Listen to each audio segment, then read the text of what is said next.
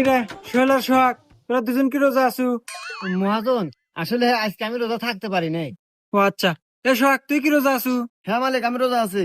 মাশাল্লাহ, যাক ভালো লাগলো। এই নে, এখানে 1,000 টাকা আছে, কাম শেষে বাড়ির নাকি ইফতার নিয়ে যাইস। ঠিক আছে মালিক।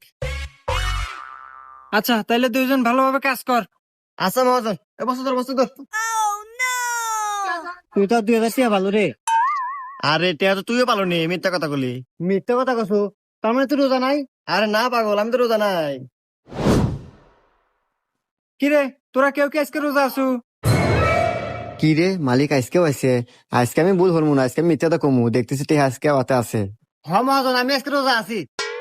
আর সোহাগ তুই? না মহাজন, হ্যাঁ সাথে চেতন পাই নাই। ও আচ্ছা, তাইলে তুই এক কাজ কর, বাসায় যা, বাসায় যা, দেখ তোর ভাবি বিরিয়ানি রান্না করছে, যা খাওয়া দাওয়া করে আয়গা।